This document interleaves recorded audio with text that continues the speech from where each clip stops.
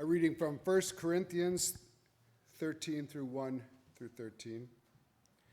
If I speak in the tongues of mortals and of angels but do not have love, I am a noisy gong or a clanging cymbal. And if I have prophetic powers and understand all mysteries and all knowledge, and if I have all faith so as to remove mountains but do not possess love, I am nothing. If I give away all my possessions, and if I hand over my body so that I might boast, but do not have love, I gain nothing. Love is patient, love is kind. Love is not envious or boastful or arrogant or rude. It does not insist on its own way. It is not irritable or resentful. It does not rejoice in wrongdoing, but rejoices in the truth. It bears all things, believes all things, hopes all things, endures all things. Love never ends. But as for prophecies, they will come to an end. As for tongues, they will cease. As for knowledge, it will come to an end. For we know only in part, and we prophesy only in part. But when the complete comes, the partial will come to an end. When I was a child, I spoke like a child, I thought like a child, I reasoned like a child. When I became an adult, I put an end to childish ways. For now we see in a mirror dimly, but then we will see face to face. Now I know only in part, but then I will know fully, even as I have been fully known. And now faith, hope, and love abide, these three, and the greatest of these is love. So let me say how thankful I am to be back in this beautiful building, this Unitarian church. I want to thank the leadership of this church, as well as Naomi and so many others who made it possible for me to come. I have many friends here. Tom, it means a lot to me that you came today. Tom was an old friend from Chatham, and it's remarkable for me to see him here. Jamie and Stefania, thank you so much for all of your spiritual, emotional, and support of my organization. My sisters, Carla and Lorraine, my father, Walter, my good friend, Deborah, and of course, I have to mention my two boys, who are going to behave so well over the last little time, right? So anyway, I am delighted to have Glenn and Walter here, and much of what I do in the world today is dedicated to them. So this morning's talk is titled, Shall Christian Nationalists Win?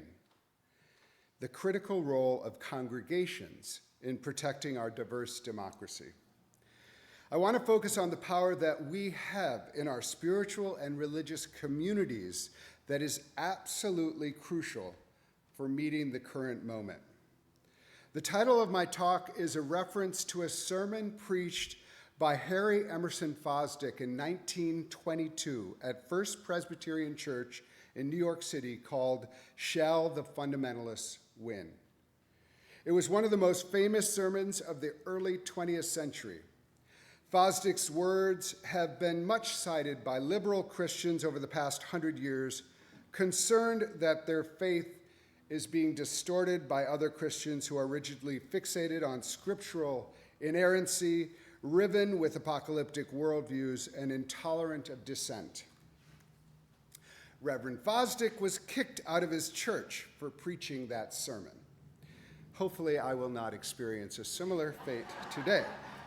However, the serious religious and theological concerns that Fosdick addressed in the 1920s, the sermon only hints at the adverse effect that Christian fundamentalism had on society in the early 20th centuries and continues decades later to this day. A century later, we are faced with an even more serious threat. One that takes the theological language of Christian fundamentalism and grafts it onto a ruthless political machine.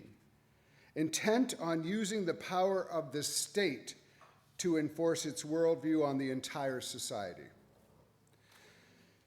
As some of you may not have been here on the July 5th when I first spoke, it's helpful to take a few minutes to share just some of the defining features of Christian nationalism, which is an ideology, a quest for power, and a lens through which a growing number of Americans view their role in our society.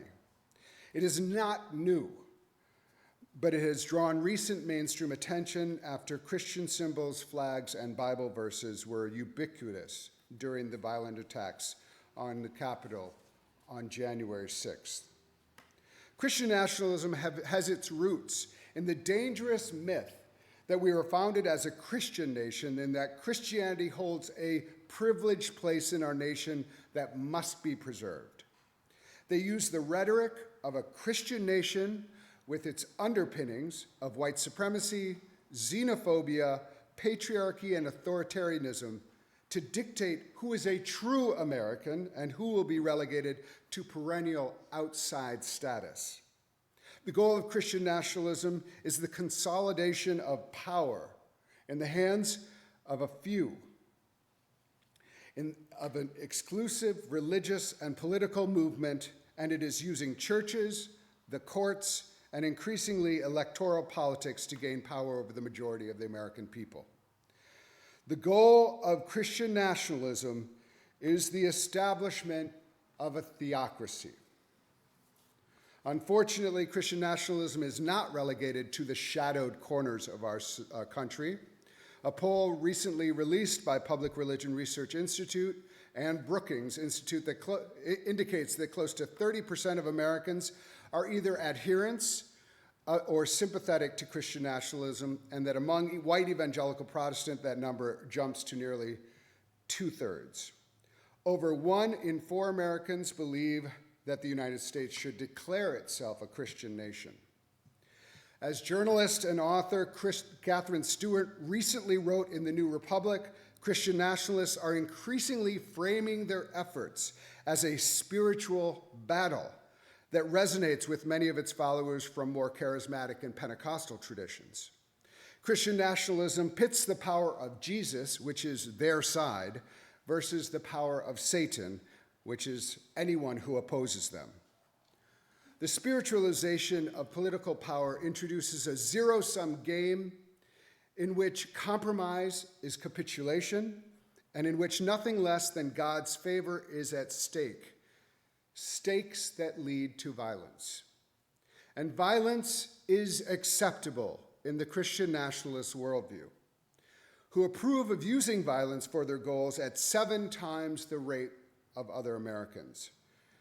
Nearly 1 in 5 Americans assert not only that the United States is a white Christian nation, but also that they are willing to fight to preserve it. If you are alarmed, then you are paying attention, because we should be alarmed. But that does not mean we should lose hope. It does, however, mean that we need to get busy. The good news is, as of now, Christian nationalism continues to be unpopular. 70% of Americans reject the call to declare America a Christian nation. Close to 75% of Americans say they prefer a country made up of diverse faiths and not just Christianity. 80% of Americans reject the idea that Christians should exercise dominion over all areas of American society. Christian nationalist views on race, gender, immigration, and LGBTQ people are also unpopular and out of step with the American public. We are in a crucial moment, and it will take all of us to counteract the influence of Christian nationalist ideology and defend our democracy. Spiritual and religious congregations like this one will play a critical role because of the power you have. Now, before I get to the role of congregations, I want to tell you a foundational story about my own spiritual development. I was raised in a Presbyterian church in Madison, Wisconsin, where we went to church on Sundays, and it was expected of us around the age of 15 or 16 when we went to go through confirmation classes and decide whether or not we were going to join the church. I believe I'm the only person in the history of the Presbyterian Church to fail confirmation because I didn't know that attendance of the classes was mandatory. Instead, I went for an hour or so to play with my friends, came back at around approximately the appropriate time, and then the day before I showed up to the confirmation, ready to, receive all the glory, and the pastor said, "Almost all of you will be confirmed." And he looked at me out of the corner of my eyes, and I was like, who's not getting confirmed? Anyway, turns out it was me. But it did teach me one of the most important lessons of my spiritual life, that it mattered that I showed up. It mattered where I put my body, where I put my energy, and that I showed up with others for what I believed in my community. And right now, in this pivotal moment in our nation's history, it matters that we as individuals, but also that we as faith and spiritual communities show up and stand up against Christian nationalism. In this moment when civic spaces where people have traditionally congregated, like public schools, higher education, and libraries, are being hollowed out and under attack, the physical campuses that house spiritual and religious congregations can serve as welcoming locations where people can continue to come together and find common ground and common purpose. Isolation and separation are the enemies of democracy. But when we come together and we grow in trust and understanding, we build a powerful inoculation against the culture of demonization and distrust in which Christian nationalism thrives. Many congregations are already playing this role, and it would be powerful to see an interconnected map of the Cape and Islands with dozens and maybe hundreds of spiritual and religious communities that are destinations where diverse civic life is valued and people from every background are invited to physically come together and know one another. In addition to locations where we can draw people in, congregations have networks to send people out for rapid mobilization and response. Congregations are people, and people are power. If a local temple, mosque, or other community has been targeted with bigotry or violence, as is increasingly the case, congregations like this one can bring out people to show up and to offer solidarity and support. In addition to moments of crisis, congregations have the power to mobilize a diverse group of religious and spiritual people from a range of traditions to show up side by side at public forums, community rallies, to the voting booth, sending clear signals to our elected officials and our neighbors that we reject the exclusive claims of Christian nationalism and demand that this community be a place where people of all faiths and all backgrounds be treated equally under the law. Congregations can also provide a hub for reliable information sharing and education. Knowledge is power, and congregations are places of learning about spiritual traditions and practices, but also about the world around us. Reading books together, watching films, educating ourselves about our country's actual history and the experience of diverse Americans in an environment of open inquiry is more important now than ever, that there is so much disinformation. As we know, Christian nationalists are attempting to erase our history with book bans, rewriting of history curriculums, and we need to mobilize to reverse those efforts. But in the meantime, the learning can go on inside of our congregations. I talked to one pastor in Florida who is organizing an accredited African-American AP course in his church, for which the students will receive credit now that the actual course is no longer offered in the Florida system. In a congregation I had with the public theologian Diana Buckler-Bass, she suggested that every congregation should look at the banned book list in their local community and invest in buying those books for their congregation's library. And as I was writing this sermon, a seminary classmate of mine posted that she was just then reading from her church's banned book brunch selection. This is tragic that we've come to this, but it does call upon the great part of the religious tradition in America where congregations have been places of resistance, as well as locations where truth is protected and shared. Perhaps the greatest the contribution of congregations to this effort will not be what, but will be how we approach the struggle against Christian nationalists. I confess to you that Christian nationalism and the people who are its followers really frighten and anger me.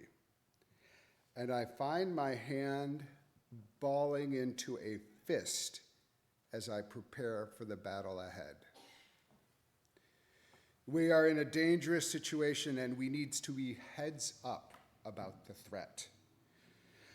However, it is worth considering how we shall engage this struggle without becoming what we hate. This is perhaps the most important role that congregations can play in this current moment. We heard the reading from 1 Corinthians about love. This reading is recognizable to many of us from weddings, but it was not actually about the love between two people. It was written to an early Christian church in Corinth that was divided by issues of class, gender, and background, plus different ways to practice their faith. Earlier in the letter, Paul attempts to persuade the church how much they need one another and that the diversity within their church is part of their strength. And in this passage, he acknowledges that there are many ways for followers of Jesus to practice their faith, but there is one characteristic that is the most important, and that is love. One more confession. When I hear about love, when I feel angry and threatened, as I do about Christian nationalism, it's hard for me to contain the eye roll. I mean, love, come on. However, when I look to the spiritual leaders whom I admire the most, they talk about love. Gandhi said, "The nectar of love alone can destroy the poison of hate." And Gandhi's student, Dr. Martin Luther King Jr., told us, "Hate cannot drive out hate, only love can do that. I have decided to stick with love. Hate is too great of a burden to bear." And Nelson Mandela said, "No one is born hating another person because of the color of his skin or his background or his religion. People must learn to hate. And if they can learn to hate, they can be taught to love, for love comes more naturally to the human heart than the opposite." The challenge Christian nationalism poses to our country is grave, but certainly no graver than what Dr. King, Mahatma Gandhi, or Nelson Mandela faced. They chose love because they looked into the deep well of their spiritual tradition and saw the path of love offered the greatest resource and tactic that would actually lead to the future they longed for. The opportunity for us is to do the same. It starts in a way that's very personal. And the local congregation can help each one of us learn how to access the love in our spirits, hearts, and minds. How do we learn the discipline of love? Because it is hard to learn and requires practice. But as so many of our spiritual forebears remind us, it can and must be done. Each diverse congregation will call upon its own wisdom, which is the beauty of it. We can learn from one another's traditions of love as sources of the ultimate power. We can also learn the collective practice of love that is nonviolent resistance. In a conversation I had with Representative John Lewis before he died about his time in the civil rights movement, he told me that people had to be trained in nonviolence before they were even allowed to show up at protests.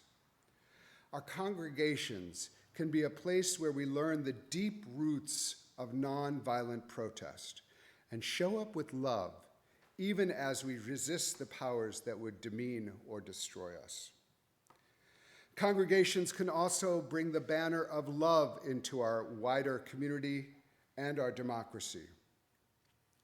Justice is what love looks like in public, and we can bring that justice love with us as we raise the banner of love in our democracy. Love will be our guide, our tactic, and our power as our congregations mobilize in this time of great challenge to our democracy. In my tradition, we believe that love is more powerful than hate and that love overcomes fear. This is not just about them out there, but about us. When we are overcome by love, we uncurl the fist and extend the hand. And we show up filled with the hope that inspires us to sing, "Deep in my heart, I do believe we shall overcome Christian nationalism in our day." Amen.